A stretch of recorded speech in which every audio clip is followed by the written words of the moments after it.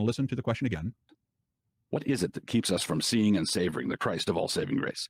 What keeps us from seeing and savoring the Christ of all saving grace? God. If you're a Calvinist, it's God. God is keeping you from seeing God, and yet you're held responsible for not seeing God. This is the baffling inconsistency of Calvinism.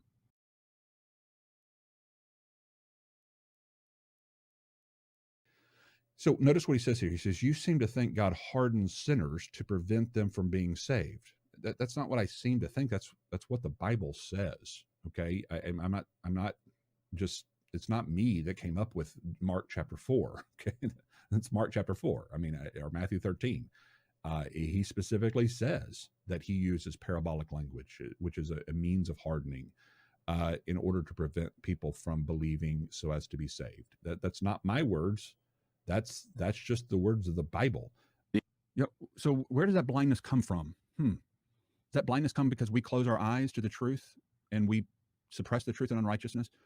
He specifically says that he uses parabolic language, which is a means of hardening, in order to prevent people from believing so as to be saved. So some things you don't need to refute. You just need to state them clearly enough for people to understand how stupid they sound.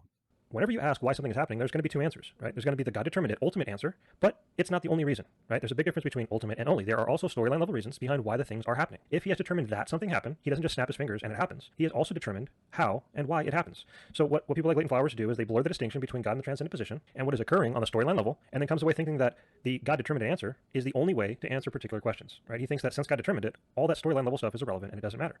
But you have to remember that we can have different contexts of discussion depending on what questions we're asking, right? It's one thing to ask, why is such and such occurring ultimately, right? That's one question.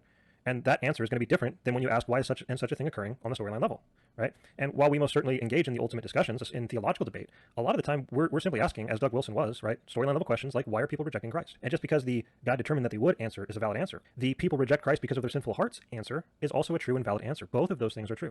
That's not my words. That's just the words of the Bible.